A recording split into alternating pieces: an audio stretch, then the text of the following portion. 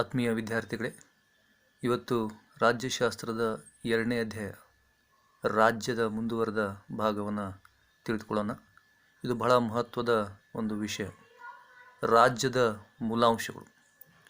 ನೋಡಿ, ರಾಜ್ಯದ ಮೂಲಾಂಶಗಳ ಬಗ್ಗೆ ನಾವು ಬಹಳ ಪ್ರಮುಖವಾಗಿ ಹೇಳ್ಬೇಕಂತಂದರೆ ಇದು 10 ಅಂಕದ ಪ್ರಶ್ನೆ. ಇದನ್ನು ಸಾಮಾನ್ಯವಾಗಿ ಎಲ್ಲ ಫಸ್ಟ್ ಇಯರ್ ಆ್ಯನ್ಯುವಲ್ ಎಕ್ಸಾಮ್ದಲ್ಲಿ ಈ ಪ್ರಶ್ನೆಯನ್ನು ಕೇಳಿದ್ದಾರೆ. ರಾಜ್ಯದ ಮೂಲಾಂಶಗಳನ್ನು ವಿವರಿಸಿ ಅಂಥೇಳಿ. ಈಗಾಗಲೇ ಹೇಳಿದಂತೆ ರಾಜ್ಯವು ಮಾನವನ ಅತ್ಯಗತ್ಯವಾದ ಸಂಸ್ಥೆ. ಪ್ರಾಚೀನ ಕಾಲದಿಂದಲೂ ರಾಜ್ಯದ ಪ್ರಾಮುಖ್ಯತೆ ಬಗ್ಗೆ ಬಹಳಷ್ಟು ರಾಜಕೀಯ ಚಿಂತಕರು ತಮ್ಮದೇ ಆದಂಥ ಅಭಿಪ್ರಾಯವನ್ನು ವ್ಯಕ್ತಪಡಿಸಿದ್ದಾರೆ. ಅದೇ ರೀತಿ ಭಾರತದಲ್ಲಿಯೂ ಸಹ ಕೌಟಿಲ್ಯರು ಅವರು ತಮ್ಮ ಗ್ರಂಥ ಅರ್ಥಶಾಸ್ತ್ರದಲ್ಲಿ ರಾಜ್ಯದ ಮೂಲಾಂಶಗಳ ಬಗ್ಗೆ ಕೂಡ ಅವರು ತಿಳಿಸಿದ್ದಾರೆ. ಅಂದರೆ ರಾಜ್ಯ ಯಾವೆಲ್ಲ ಅಂಶಗಳನ್ನು ಒಳಗೊಂಡಿರಬೇಕು ಅಂತಕ್ಕಂಥದ್ದು, ಯಾವ ಅಂಶಗಳನ್ನು ಒಳಗೊಂಡ್ರೆ ರಾಜ್ಯ ಒಂದು ಅತ್ಯುತ್ತಮ ಒಂದು ಆದರ್ಶ ರಾಜ್ಯ ಆಗುತ್ತೆ ಅಂತಕ್ಕಂಥದ್ದು. ಸೊ ಅವ್ರು ಹೇಳ್ತಾರೆ, ಸ್ವಾಮಿನ್, ಅಮಾತ್ಯ, ಜನಪದ, ಕೋಶ, ದುರ್ಗ, ಬಲ ಮತ್ತು ಮಿತ್ರ, ಈ ರೀತಿಯ 7 ಸಪ್ತಾಂಗ ಸಿದ್ಧಾಂತಗಳನ್ನು ಅವರು ಪ್ರತಿಪಾದಿಸಿದ್ದಾರೆ. ಅಂದರೆ ಈ 7 ಅಂಗಗಳನ್ನು ಹೊಂದಿರತಕ್ಕಂಥ ರಾಜ್ಯ ಒಂದು ಆದರ್ಶ ರಾಜ್ಯವಾಗಲಿಕ್ಕೆ ಸಾಧ್ಯ ಅಂತಕ್ಕಂಥದ್ದು. ಇದು ಪ್ರಾಚೀನ ಕಾಲದಲ್ಲಿ ಇರ್ತಕ್ಕಂಥ ಅಂಗಗಳು. ನಾವು ಆಧುನಿಕವಾಗಿ ನೋಡಿದ್ರೆ ರಾಜ್ಯಕ್ಕೆ ಈಗ ಯಾವೆಲ್ಲ ಮೂಲಾಂಶಗಳು ಬೇಕಾಗ್ತವೆ ಅನ್ನೋದು ಈಗಾಗಲೇ ನಾನು ಇಲ್ಲಿ ಬೋರ್ಡ್ದಲ್ಲಿ ಬರೆದಿದ್ದೀನಿ. ರಾಜ್ಯದ ಪ್ರಮುಖವಾಗಿ 4 ಮೂಲಾಂಶಗಳನ್ನು ಒಳಗೊಂಡಿರುತ್ತದೆ. ಅದು 1 ಜನಸಂಖ್ಯೆ, 2ನೇದು ನಿರ್ದಿಷ್ಟ ಭೂಪ್ರದೇಶ, 3ನೇದು ಸರ್ಕಾರ, 4ನೇದು ಪರಮಾಧಿಕಾರ. ಇನ್ನು ಮೊದಲೇದ್ದು ನಾವು ಜನಸಂಖ್ಯೆಯನ್ನು ನೋಡೋದಾದರೆ, ರಾಜ್ಯವೆಂಬ ಸಂಸ್ಥೆ ಏನಿದೆ ಇದು ಅಸ್ತಿತ್ವಕ್ಕೆ ಬಂದಿದ್ದೇ ಮಾನವನ ಒಳಿತಿಗಾಗಿ. ಅಂದರೆ ಜನರೇ ಇಲ್ಲದ ರಾಜ್ಯವನ್ನು ಊಹಿಸಿಕೊಳ್ಳಲು ಸಾಧ್ಯವಿಲ್ಲ ಅಂತಕ್ಕಂಥದ್ದು. ರಾಜ್ಯದ ರಚನೆಯೇ ಜನತೆ ಸಲುವಾಗಿ ಆಗಿರ್ತಕ್ಕಂಥದ್ದು. ಹಾಗಾಗಿ ರಾಜ್ಯ ಪ್ರಮುಖ ಮೂಲಾಂಶ ಯಾವುದು ಅಂತಂದರೆ ಜನಸಂಖ್ಯೆ. ಪ್ಲೇಟೋ, ಗ್ರೀಕ್ ತತ್ವಜ್ಞಾನಿಯಾದಂಥ ಪ್ಲೇಟೋ ಅವರು ರಾಜ್ಯದ ಜನಸಂಖ್ಯೆ ಎಷ್ಟಿರಬೇಕು ಅಂತ ಅವರು ಹೇಳ್ತಾರೆ. ಅವ್ರ ಪ್ರಕಾರ ಒಂದು ಆದರ್ಶ ರಾಜ್ಯಕ್ಕೆ ಕೇವಲ 5040 ಜನಸಂಖ್ಯೆ ಇರಬೇಕು ಅಂತ ಹೇಳ್ತಾರೆ. ಅಂದರೆ 5040. ಯಾಕೆ 5040 ಹೇಳಿದರು? ಎಲ್ಲ ವಿದ್ಯಾರ್ಥಿಗಳು ಅನ್ಕೋತಿರ್ಬೋದು, ನಮ್ಮ ಊರಲ್ಲೇ 5000 ಮಂದಿ ಅದಾರ ಸರ್, ಇಡೀ ದೇಶಕ್ಕೆ 5040 ಅಂತ. ಸೊ ಪ್ಲೇಟೋಗೆ ಏನು ತಲೆಗೆಲಿ ಕಟ್ಟೈತೇನು ಅಂತಕ್ಕಂಥ ವಿಚಾರ ನಿಮ್ಮ ತಲೆಯಲ್ಲಿ ಬರ್ಬೋದು. ಆದರೆ ಪ್ಲೇಟೋ ಹೇಳಿರ್ತಕ್ಕಂಥದ್ದು 5ನೇ ಶತಮಾನದಲ್ಲಿ. ಅಂದರೆ 5ನೇ ಶತಮಾನದಲ್ಲಿ ಈಗಾಗಲೇ ಹೇಳದಂತೆ ಅವಾಗೆಲ್ಲ ನಗರ ರಾಜ್ಯಗಳಿದ್ದು, ಅತಿ ಕಡಿಮೆ ಜನಸಂಖ್ಯೆ ಹೊಂದಿರತಕ್ಕಂಥ ನಗರ ರಾಜ್ಯಗಳಿದ್ದು. ಹಾಗಾಗಿ ಪ್ಲೇಟೋರವರು ಅವಾಗಿನ ಜನಸಂಖ್ಯೆಯನ್ನು ಆಧಾರವಾಗಿ ಇಟ್ಕೊಂಡು ಅವರು 5040 ಇದ್ದರೆ ಅದು ಒಂದು ಅತ್ಯುತ್ತಮ ರಾಜ್ಯ ಆಗುತ್ತೆ ಅಂತಕ್ಕಂಥ ಮಾತನ್ನು ಅವ್ರು ಹೇಳ್ತಾರೆ. ಅದೇ ರೀತಿ ರೂಸೋ ಅವರು 10,000 ಜನಸಂಖ್ಯೆ ಇದ್ದರೆ ಅದು ಒಂದು ಆದರ್ಶ ರಾಜ್ಯವಾಗಲಿಕ್ಕೆ ಸಾಧ್ಯ ಅಂತಕ್ಕಂಥದ್ದನ್ನು ಅವ್ರು ಹೇಳ್ತಾರೆ.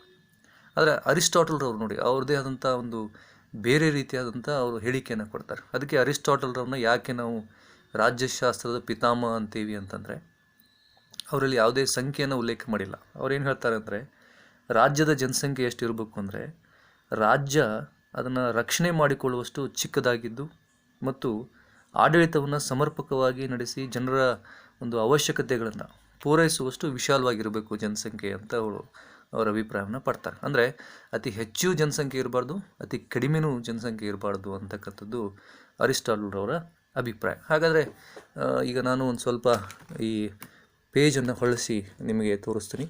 ಇತ್ತೀಚಿನ ಆಧುನಿಕ ರಾಷ್ಟ್ರಗಳಲ್ಲಿ ನಾವು ನೋಡೋದಾದರೆ ಯಾವ ರಾಷ್ಟ್ರ ಅತ್ಯಂತ ಹೆಚ್ಚು ಜನಸಂಖ್ಯೆ ಹೊಂದಿದೆ ಅನ್ನೋದನ್ನು ನಾವು ನೋಡಿದರೆ, ಇಲ್ಲಿ ಚೀನಾ 1.45 ಕೋಟಿ ಜನಸಂಖ್ಯೆಯನ್ನು ಹೊಂದಿರತಕ್ಕಂಥದ್ದನ್ನು ನೀವು ಇಲ್ಲಿ ಬೋರ್ಡ್ ಮೇಲೆ ನಿಮಗೆ ಕಾಣಿಸ್ತಾ ಇದೆ. ಆಮೇಲೆ ಭಾರತ ಅಂದರೆ 130 ಕೋಟಿ ಜನಸಂಖ್ಯೆಯನ್ನು ಹೊಂದಿರತಕ್ಕಂಥದ್ದು. ಚೀನಾ 145 ಕೋಟಿ ಜನಸಂಖ್ಯೆಯನ್ನು ಹೊಂದಿದೆ. ಅಮೇರಿಕಾ ಸುಮಾರು 30 ಕೋಟಿ ಜನಸಂಖ್ಯೆಯನ್ನು ಹೊಂದಿರತಕ್ಕಂಥದ್ದು. ಸೊ ಇವೆಲ್ಲ ಅತಿ ಹೆಚ್ಚು ಜನಸಂಖ್ಯೆ ಹೊಂದಿರತಕ್ಕಂಥ ರಾಷ್ಟ್ರಗಳು, ಚೀನಾ, ಭಾರತ ಮತ್ತು ಅಮೇರಿಕಾ. ಇನ್ನು ಅತಿ ಕಡಿಮೆ ಜನಸಂಖ್ಯೆ, ಈ ನಮ್ಮ ಟೆಕ್ಸ್ಟ್ ಬುಕ್ದಲ್ಲಿ ವ್ಯಾಟಿಕನ್ ನಗರ ಅತಿ ಕಡಿಮೆ ಜನಸಂಖ್ಯೆಯನ್ನು ಹೊಂದಿರತಕ್ಕಂಥ ಒಂದು ಸ್ವತಂತ್ರ ಸಾರ್ವಭೌಮ ಹೊಂದಿರತಕ್ಕಂಥ ರಾಷ್ಟ್ರ ಅಂತಕ್ಕಂಥದ್ದು. ಹಾಗಾದರೆ ಅವರ ಜನಸಂಖ್ಯೆ ಎಷ್ಟು ಅಂದರೆ 25,000. ಆದರೆ ನಾನು ಗೂಗಲ್ದಲ್ಲಿ ವ್ಯಾಟಿಕನ್ ನಗರದ ಜನಸಂಖ್ಯೆಯನ್ನು ಚೆಕ್ ಮಾಡಿದಾಗ 2019 ಅವರ ಒಂದು ಎಸ್ಟಿಮೇಟೆಡ್ ಅಂದರೆ ಈ ರೀತಿ ಇರ್ಬೋದು. ಕೇವಲ 825 ಅಂಥೇಳಿ ಗೂಗಲ್ದಲ್ಲಿ ಅದನ್ನು ಕೊಟ್ಟಿದ್ದಾರೆ. ಅಂದರೆ ನಾವು ಇದನ್ನು ನೋಡಿದ್ರೆ ಪ್ಲೇಟೋರವ್ರು ಹೇಳ್ತಕ್ಕಂಥದ್ದು 5040, ಅದಕ್ಕಿಂತ ಕಡಿಮೆ ಜನಸಂಖ್ಯೆಯನ್ನು ವ್ಯಾಟಿಕನ್ ನಗರ ಹೊಂದಿರತಕ್ಕಂಥದ್ದನ್ನು ನಾವು ನೋಡ್ತೀವಿ. ಹಾಗಾದರೆ ವ್ಯಾಟಿಕನ್ ನಗರ ಅದು ಕೂಡ ಒಂದು ರಾಷ್ಟ್ರ. ಬಹುಶಃ ಕೆಲವೊಂದು ಕಾಲೇಜಲ್ಲಿ ವಿದ್ಯಾರ್ಥಿಗಳ ಸಂಖ್ಯೆನೇ 1000 ಇರುತ್ತೆ. ಆದರೆ ಇಡೀ ದೇಶದಲ್ಲಿ ಕೇವಲ 825 ಜನ ಇರ್ತಕ್ಕಂಥದ್ದನ್ನು ನೋಡಿದ್ರೆ ಇದು ಪ್ರಪಂಚದಲ್ಲಿ ಅತ್ಯಂತ ಕಡಿಮೆ ಜನಸಂಖ್ಯೆ ಹೊಂದಿರತಕ್ಕಂಥ ರಾಷ್ಟ್ರ. ಹಾಗಾದರೆ ಯಾಕೆ ಕೇವಲ ಇಷ್ಟು ಕಡಿಮೆ ಜನಸಂಖ್ಯೆ ಅಲ್ಲಿದೆ ಅಂತಂದರೆ, ಅಲ್ಲಿ ಕೇವಲ ಈ ಧಾರ್ಮಿಕ ಏನು ನಾಯಕರು ಅಥವಾ ಏನು ಕ್ಲರ್ಜಿಗಳು ಅಂತ ಇಂಗ್ಲೀಷ್ನಲ್ಲಿ ನಾವು ಕರಿತೀವಿ, ಧಾರ್ಮಿಕ ಗುರುಗಳು, ಅಂಥವ್ರಿಗೆ ಮಾತ್ರ ಅಲ್ಲಿ ಇರ್ತಕ್ಕಂಥ ಒಂದು ಅನುಮತಿ ಇದೆ. ಬೇರೆಯವರಿಗೆ ಅಲ್ಲಿ ಇರಲಿಕ್ಕೆ ಅವಕಾಶ ಇಲ್ಲ. ಸೊ ಹಾಗಾಗಿ ವ್ಯಾಟಿಕನ್ ಅಂತಕ್ಕಂಥದ್ದು ಒಂದು ಕ್ರಿಶ್ಚಿಯನ್, ನಮ್ಮ ಯೇಸು ಅವರ ಹುಟ್ಟಿರ್ತಕ್ಕಂಥ ನಾಡು, ಬಹಳ ಪವಿತ್ರವಾದಂಥ ಸ್ಥಳ ಕ್ರಿಶ್ಚಿಯನ್ಸ್ ಅವ್ರಿಗೆ. ಸೊ ಹಾಗಾಗಿ ಅಲ್ಲಿ ಆ ರೀತಿಯಾದಂಥ ಒಂದು ಕಡಿಮೆ ಜನಸಂಖ್ಯೆಯನ್ನು ನಾವು ಕಾಣ್ತೀವಿ. ಇನ್ನೊಂದು ನೌರು ಅಂತಕ್ಕಂಥ ರಾಷ್ಟ್ರ, ಇಲ್ಲಿಯೂ ಕೂಡ 2011ರ ಒಂದು ಸೆನ್ಸಸ್ ಆಧಾರವಾಗಿ ಇಟ್ಕೊಂಡ್ರೆ ಅಲ್ಲಿ ಕೇವಲ 10,000 ಜನಸಂಖ್ಯೆ ಇದೆ ಅಂತಕ್ಕಂಥದ್ದು. ಸೊ ರುಸ್ಸೋ ಅವರು ಕೂಡ 10,000 ಜನಸಂಖ್ಯೆ ಅವರು ಹೇಳಿದ್ದು ಸುಮಾರು 14-15ನೇ ಶತಮಾನದಲ್ಲಿ. ಆದರೆ ಆಧುನಿಕ ರಾಷ್ಟ್ರಗಳಲ್ಲೂ ಸಹ ಇಷ್ಟೊಂದು ಕಡಿಮೆ ಜನಸಂಖ್ಯೆ ಇರೋದನ್ನು ನಾವು ನೋಡ್ತಾ ಇದ್ದೀವಿ. ಹಾಗಾದರೆ ಅತ್ಯಂತ ಹೆಚ್ಚು ಜನಸಂಖ್ಯೆಯನ್ನು ಹೊಂದಿರತಕ್ಕಂಥ ರಾಷ್ಟ್ರಗಳು ಇವೆ, ಅತ್ಯಂತ ಕಡಿಮೆ ಜನಸಂಖ್ಯೆ ಹೊಂದಿರತಕ್ಕಂಥ ರಾಷ್ಟ್ರಗಳು ಕೂಡ ಇವೆ. ಎರಡೂ ಕೂಡ ರಾಷ್ಟ್ರಗಳೇ, ಎರಡೂ ಕೂಡ ಸಾರ್ವಭೌಮ ಸ್ವತಂತ್ರ ರಾಷ್ಟ್ರಗಳು. ಹಾಗಾದರೆ ಹೆಚ್ಚು ಜನಸಂಖ್ಯೆಯಿಂದ ಲಾಭ ಏನು ಅಂತ ನಾವು ನೋಡೋದಾದರೆ, ಹೆಚ್ಚು ಜನಸಂಖ್ಯೆ ಇದ್ದರೆ ಅಲ್ಲಿ ಮಾನವ ಸಂಪನ್ಮೂಲವನ್ನು ಸಾಕಷ್ಟು ಬಳಸ್ಕೋಬೋದು. ಆಮೇಲೆ ರಾಷ್ಟ್ರದ ಮಿಲಿಟ್ರಿ ಶಕ್ತಿಯು ಕೂಡ ಭಾಳ ಒಂದು ಸ್ಟ್ರಾಂಗ್ ಆಗಿರುತ್ತೆ ಅಂತಕ್ಕಂಥದ್ದು. ಇನ್ನು ಕಡಿಮೆ ಜನಸಂಖ್ಯೆ ಇರೋದ್ರಿಂದ ಏನು ಲಾಭ ಅಂತಂದರೆ, ಕಡಿಮೆ ಜನಸಂಖ್ಯೆ ಇರೋದ್ರಿಂದ ಅಲ್ಲಿ ಬಡತನದ ಸಮಸ್ಯೆ ಇರಲ್ಲ, ನಿರುದ್ಯೋಗ ಸಮಸ್ಯೆಗಳು ಕೂಡ ಅಲ್ಲಿ ಇರಲ್ಲ. ಆದರೆ ಹೆಚ್ಚು ಜನಸಂಖ್ಯೆ ಎಲ್ಲಿರುತ್ತೆ ಅಲ್ಲಿ ಬಡತನದ ಸಮಸ್ಯೆಯು ಕೂಡ ಇರುತ್ತೆ, ನಿರುದ್ಯೋಗ ಸಮಸ್ಯೆಯು ಕೂಡ ಇರುತ್ತೆ. ಸೊ ಹಾಗಾಗಿ ಇಲ್ಲಿ ಪ್ರಮುಖವಾಗಿ ಹೇಳಬೇಕಂದ್ರೆ, ರಾಜ್ಯದಲ್ಲಿ ಜನಸಂಖ್ಯೆ ಹೆಚ್ಚು ಇರಬೇಕು ಅಥವಾ ಕಡಿಮೆ ಇರಬೇಕು ಅನ್ನೋದ್ರ ಬಗ್ಗೆ ವಾದ ಅಥವಾ ಪ್ರತಿವಾದ ಮಾಡೋಕ್ಕಿಂತ ನಮಗೆ ಗೊತ್ತಾಗಬೇಕಾಗೋದು ಏನು ಅಂತಂದರೆ, ಒಂದು ರಾಜ್ಯದಲ್ಲಿ ರಾಜ್ಯದ ಶ್ರೇಷ್ಠತೆಯನ್ನು ನಾವು ಯಾವ ರೀತಿ ಅಳಿಬೇಕು ಅಂದರೆ, ಪ್ರಜೆಗಳ ಗುಣಮಟ್ಟವನ್ನು ನೋಡಿ ನಾವು ಆ ರಾಜ್ಯದ ಶ್ರೇಷ್ಠತೆಯನ್ನು ಕಂಡುಕೊಳ್ಬೇಕಾಗತ್ತೆ. ಉದಾಹರಣೆಗೆ ಜಪಾನ್ದಲ್ಲಿ ಜನಸಂಖ್ಯೆ ತುಂಬ ಸೀಮಿತವಾದಂಥ ಜನಸಂಖ್ಯೆ, ಆದರೂ ಸಹ ಅಂತಾರಾಷ್ಟ್ರೀಯ ಮಟ್ಟದಲ್ಲಿ ಒಂದು ಶಕ್ತಿಶಾಲಿ ರಾಜ್ಯವಾಗಿರ್ತಕ್ಕಂಥದ್ದು ನಾವು ನೋಡ್ತಾ ಇದ್ದೀವಿ. ಸೊ ಹಾಗಾಗಿ ಸೀಮಿತ ಜನಸಂಖ್ಯೆಯನ್ನು ಹೊಂದಿರತಕ್ಕಂಥದ್ದು, ಆದರೆ ಅತ್ಯಂತ ಆರ್ಥಿಕವಾಗಿ ಬಲಿಶಾಲಿಯಾದಂಥ ರಾಷ್ಟ್ರ ಯಾವುದು ಅಂದರೆ ಜಪಾನ್. ಸೊ ಹಾಗಾಗಿ ಇದನ್ನೆಲ್ಲ ನೋಡಿದಾಗ ನಮಗೇನು ಅನಿಸೋದು ಅಂತಂದರೆ, JS ಮಿಲ್ ಅವರು ಈಗಾಗಲೇ ಹೇಳಿದ್ದಾರೆ, ಇಲ್ಲಿ ಕೆಳಗೆ ನಾನು ಬರೆದಿದ್ದೀನಿ, ನೀವು ಗಮನಿಸ್ಬೋದು.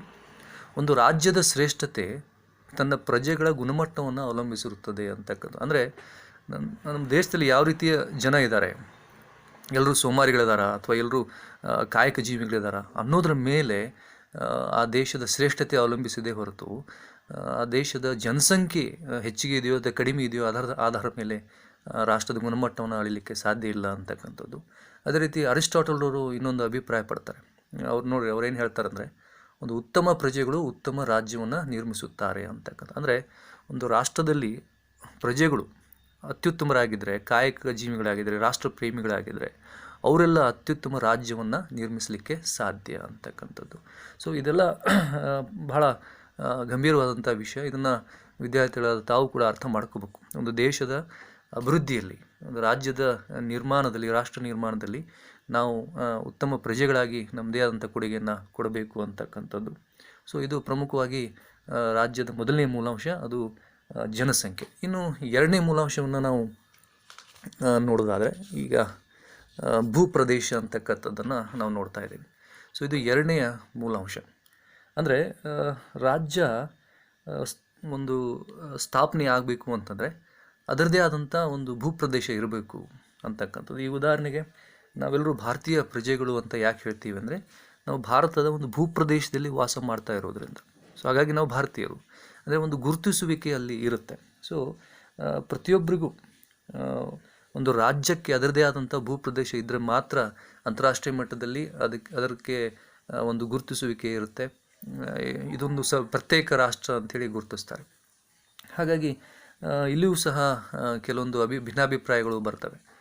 ಅರಿಸ್ಟಾಟಲರು ಮತ್ತು ರುಸ್ಸೋ ಅವರು ಏನು ಹೇಳ್ತಾರೆ ಅಂದರೆ, ಭೂಪ್ರದೇಶ ಸೀಮಿತವಾಗಿದ್ದರೆ ಒಳ್ಳೆಯದು ಅಂತಕ್ಕಂಥದ್ದು.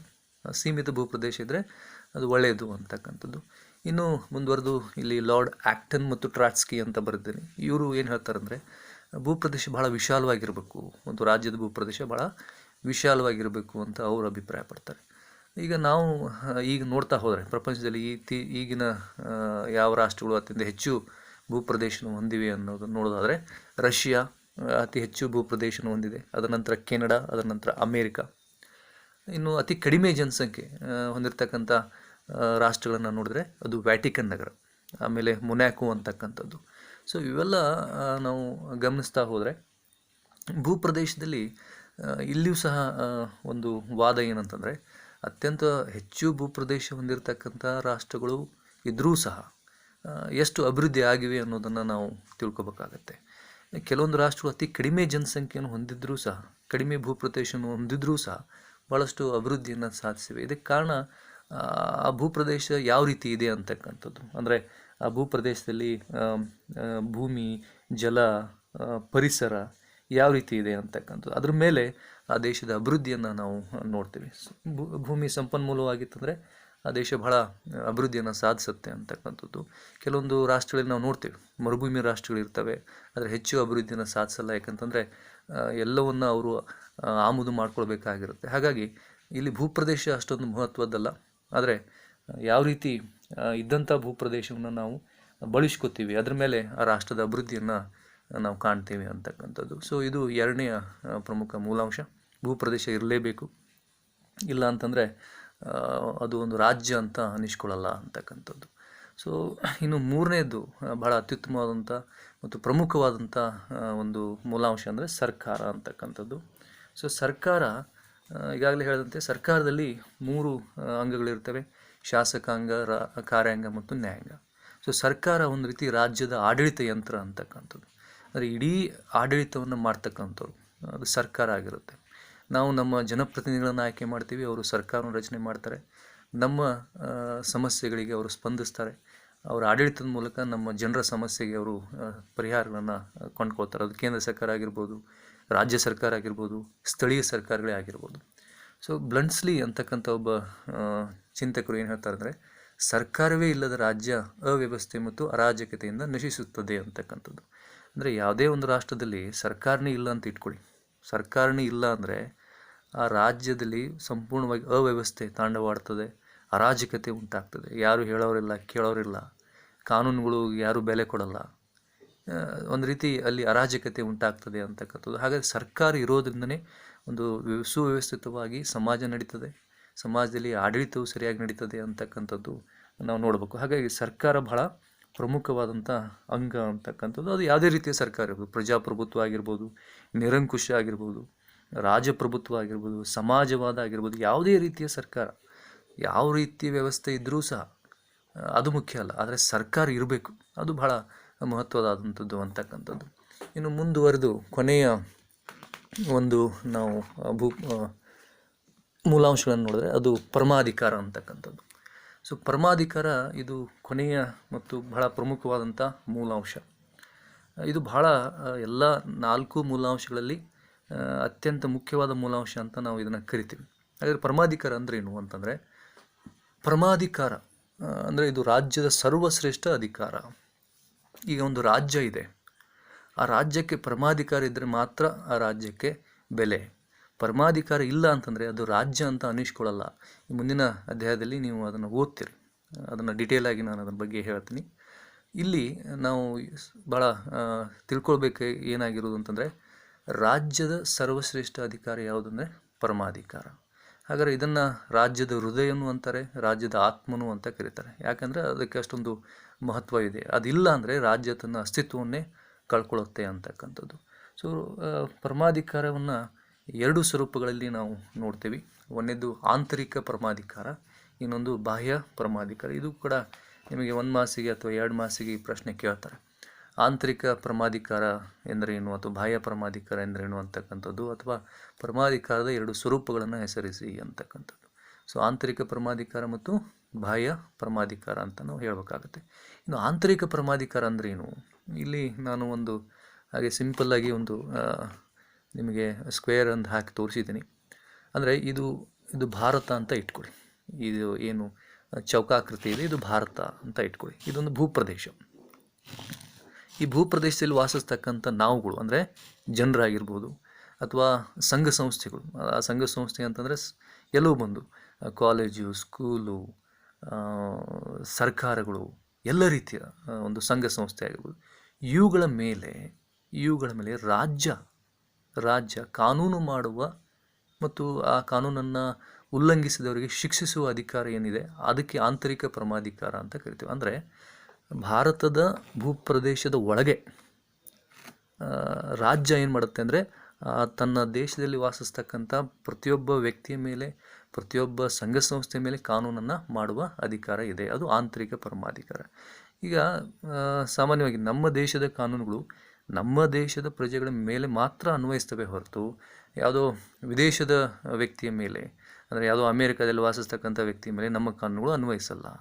ಯಾಕಂದರೆ ಪರಮಾಧಿಕಾರ ಇದು ಕೇವಲ ಆಂತರಿಕವಾಗಿ ಶ್ರೇಷ್ಠವಾಗಿರುತ್ತೆ ಅಂತಕ್ಕಂಥದ್ದು. ಇನ್ನು ಎರಡನೇದು ಬಾಹ್ಯ ಪರಮಾಧಿಕಾರ ಅನ್ನೋದನ್ನು ನಾವು ಸ್ವಲ್ಪ ವಿಶ್ಲೇಷಣೆ ಮಾಡಿದ್ರೆ ನೋಡಿ, ಇಲ್ಲೂ ಕೂಡ ನಾನು 2 ರೀತಿಯಾದಂಥ ಡಯಾಗ್ರಾಮ್ ಹಾಕಿದ್ದೀನಿ. ಇದು ಆಂತರಿಕ ಅಂದರೆ ದೇಶದ ಒಳಗಡೆ ಎಲ್ಲ ಕಾನೂನುಗಳನ್ನು ನಮ್ಮ ಪ್ರಜೆಗಳ ಮೇಲೆ ಅನ್ವಯಿಸ್ತಕ್ಕಂಥದ್ದು. ಬಾಹ್ಯ ಪರಮಾಧಿಕಾರ ಏನು ಅಂತಂದರೆ, ಈಗ ಉದಾಹರಣೆಗೆ ಇಲ್ಲಿ ಭಾರತ ಇದೆ, ಇದು ಅಮೇರಿಕಾ ಇದೆ. ಈಗ ಅಮೇರಿಕಾದವರು ಏನೋ ಒಂದು ನಮಗೆ ಒಂದು ಈ ರೀತಿ ನೀವು ಭಾರತದವರು ನಮ್ಮ ಕಾನೂನನ್ನು ನೀವು ಪಾಲಿಸಬೇಕು ಅಥವಾ ನಮ್ಮ ಆಜ್ಞೆಯನ್ನು ನೀವು ಪಾಲಿಸಬೇಕು ಅಂತ ಏನಾದರೂ ಅಮೇರಿಕಾದವರು ಒಂದು ಆದೇಶ ಕೊಟ್ಟರೆ ಭಾರತಕ್ಕೆ, ನಾವು ಅದನ್ನು ಪಾಲಿಸಬೇಕು ಅಥವಾ ಪಾಲಿಸಬಾರ್ದ ಅಂತಕ್ಕಂಥ ವಿಷಯ. ಹಾಗಾದರೆ ಬಾಹ್ಯ ಪರಮಾಧಿಕಾರ ಇದರ ಅರ್ಥ ಭಾರತ ಇನ್ನೊಂದು ದೇಶದ ಜೊತೆ ವ್ಯವಹರಿಸುವಾಗ ಅಥವಾ ಯಾವುದೇ ಒಂದು ವಿದೇಶಾಂಗ ನೀತಿಯನ್ನು ರೂಪಿಸುವಾಗ, ಅದು ಅಮೇರಿಕ ಇರ್ಬೋದು, ಪಾಕಿಸ್ತಾನ ಇರ್ಬೋದು, ಚೀನಾ ಇರ್ಬೋದು, ಇವರ ಒತ್ತಡಕ್ಕೆ ಅಂದರೆ ಬೇರೆ ದೇಶದ ಒತ್ತಡಕ್ಕೆ ಮಣಿಯದೆ ಸ್ವತಂತ್ರವಾಗಿ ತನ್ನದೇ ಆದ ವಿದೇಶಾಂಗ ನೀತಿಯನ್ನು ರೂಪಿಸೋದು ಅಥವಾ ತನಗೆ ಸರಿ ಅನಿಸಿದ್ರೆ ಅಂಥ ನೀತಿಗಳನ್ನು ಒಪ್ಕೊಳ್ಳೋದು ಅಥವಾ ಆ ಸರಿ ದೇಶದ ಹಿತಾಸಕ್ತಿಗೆ ವಿರುದ್ಧವಾಗಿದ್ದರೆ ಅಂಥ ನೀತಿಯನ್ನು ತಿರಸ್ಕರಿಸ್ತಕ್ಕಂಥ ಸಂಪೂರ್ಣ ಅಧಿಕಾರ ಆ ದೇಶಕ್ಕಿರ್ಬೇಕು. ಸೊ ಅದನ್ನು ಏನಂತ ಕರಿತೀವಿ, ಬಾಹ್ಯ ಪರಮಾಧಿಕಾರ ಅಂತಕ್ಕಂಥದ್ದು. ಸೊ ಒಂದು ಸಿಂಪಲ್ ವಾಕ್ಯದಲ್ಲಿ ಹೇಳ್ಬೇಕಂತಂದರೆ, ಬಾಹ್ಯ ಪರಮಾಧಿಕಾರ ಅಂತಂದರೆ ಒಂದು ದೇಶ ಮತ್ತೊಂದು ದೇಶದ ಅಧೀನಕ್ಕೆ ಒಳಪಡದೆ ಸ್ವತಂತ್ರವಾಗಿ ತನ್ನದೇ ಆದಂಥ ವಿದೇಶಾಂಗ ನೀತಿಯನ್ನು ಅನುಸರಿಸುವ ಮತ್ತು ತನ್ನ ರಾಷ್ಟ್ರೀಯ ಹಿತಾಸಕ್ತಿಗೆ ಅನುಗುಣವಾಗಿ ಒಪ್ಪಂದವನ್ನು ಮಾಡಿಕೊಳ್ತಕ್ಕಂಥ ಅಧಿಕಾರವನ್ನು ಬಾಹ್ಯ ಪರಮಾಧಿಕಾರ ಅಂತ ಕರಿತೀವಿ. ಹಾಗಾದರೆ ನಾವು ಇದಕ್ಕೆ ಉದಾಹರಣೆಯಾಗಿ ಹೇಳೋದಾದರೆ 1947 ಆಗಸ್ಟ್ 15ಕ್ಕಿಂತ ಮೊದಲು ಪೂರ್ವದಲ್ಲಿ ನಾವು ನೋಡಿದ್ರೆ ಭಾರತ ಬ್ರಿಟಿಷರ ಒಂದು ವಸಾಹತುಶಾಹಿ ರಾಷ್ಟ್ರವಾಗಿತ್ತು. ಅಂದರೆ ಭಾರತ ಒಂದು ಸ್ವತಂತ್ರ ರಾಷ್ಟ್ರ ಅಥವಾ ರಾಜ್ಯವಾಗಿರಲಿಲ್ಲ. ಯಾಕಂತಂದರೆ ಆವಾಗ ಬ್ರಿಟಿಷರು ಏನು ಹೇಳ್ತಾರೆ ಆ ಕಾನೂನುಗಳನ್ನು ನಮ್ಮ ದೇಶದ ಮೇಲೆ ಅನ್ವಯಿಸ್ತಾ ಇದ್ವಿ. ನಮ್ಮ ಭಾರತೀಯರನ್ನು ನಾವೆಲ್ಲರೂ ಭಾರತೀಯರು ಆವಾಗ ಬ್ರಿಟಿಷರ ಕಾನೂನುಗಳನ್ನು ನಾವು ಪಾಲಿಸ್ತಾ ಇದ್ವಿ. ಇದರರ್ಥ ಆವಾಗ 1947ಕ್ಕಿಂತ ಪೂರ್ವದಲ್ಲಿ ಭಾರತಕ್ಕೆ ಬಾಹ್ಯ ಪರಮಾಧಿಕಾರ ಇರಲಿಲ್ಲ ಅಂತಕ್ಕಂಥದ್ದು. ನಮಗೆ ಯಾವಾಗ ಬಾಹ್ಯ ಪರಮಾಧಿಕಾರ ಸಿಕ್ತು ಅಂತಂದರೆ 1947 ಆಗಸ್ಟ್ 15 ನಂತರ, ಅಂದರೆ ಯಾವಾಗ ನಮ್ಮ ಸ್ವತಂತ್ರ ಸಿಕ್ತು ಆವಾಗ ನಾವು ಇನ್ನೊಂದು ದೇಶದ ಆಳ್ವಿಕೆಯಲ್ಲಿ ಇರದೆ, ಇನ್ನೊಂದು ದೇಶದ ಅಧೀನಕ್ಕೆ ಒಳಪಡದೆ ನಮ್ಮದೇ ಆದಂಥ ಸ್ವತಂತ್ರವಾದಂಥ ವಿದೇಶಾಂಗ ನೀತಿಯನ್ನು ಅನುಸರಿಸ್ಕೊಂಡು ಬಂದ್ವಿ. ಸೊ ಹಾಗಾಗಿ ಇದನ್ನು ನಾವು ಬಾಹ್ಯ ಪರಮಾಧಿಕಾರ ಅಂತ ಕರಿತೀವಿ. ಸೊ ಈ 2 ಬಹಳ ಪ್ರಮುಖವಾದಂಥ ಸ್ವರೂಪಗಳು, ಆಂತರಿಕ ಪರಮಾಧಿಕಾರ ಮತ್ತು ಬಾಹ್ಯ ಪರಮಾಧಿಕಾರ. ನೀವು ನೋಟ್ಸ್ಗಳನ್ನು ಬರೆಯುವಾಗ ನಾನು ಹೇಳ್ತಕ್ಕಂಥ ಈ ಅಂಶಗಳನ್ನು ಸರಿಯಾಗಿ ಗಮನದಲ್ಲಿ ಇಟ್ಕೊಂಡು ತಾವು ನೋಟ್ಸ್ಗಳನ್ನು ಬರೀಬೇಕು. ಈ ಬಹಳ ಸಂಕ್ಷಿಪ್ತವಾಗಿ ಮತ್ತು ಬಹಳ ಕ್ಲಿಯರಾಗಿ ನಾನು ನಿಮಗೆ ಈ ವಿಷಯನ ತಿಳಿಸಿದ್ದೀನಿ. ಇನ್ನೂ ನಿಮ್ಗೆ ಅರ್ಥ ಆಗಲಿಲ್ಲ ಅಂತಂದರೆ ನೀವು ಪುಸ್ತಕಗಳನ್ನು ಓದಿ ಅದನ್ನು ತಿಳ್ಕೊಳ್ಳಿ. ನಿಮ್ಮ ಉಪನ್ಯಾಸಕರನ್ನು ಕೇಳಿ ಅದನ್ನು ತಿಳ್ಕೊಬೇಕು. ಇವತ್ತಿಗೆ ಇಷ್ಟು ಸಾಕು. ಇನ್ನು ಮುಂದಿನ ಟಾಪಿಕ್ಕು ರಾಜ್ಯ ಮತ್ತು ಇತರೆ ಸಂಘ ಸಂಸ್ಥೆ ಆಗಿರಲಿ, ಸಮಾಜ ಆಗಿರಲಿ, ಅದೇ ರೀತಿ ರಾಷ್ಟ್ರ ಆಗಿರಲಿ, ಇವುಗಳ ನಡುವಿನ ಸಂಬಂಧಗಳನ್ನು ನಾನು ತಿಳಿಸ್ತೀನಿ. ಇವತ್ತಿಗೆ ಇಷ್ಟು ಸಾಕು. ಧನ್ಯವಾದಗಳು.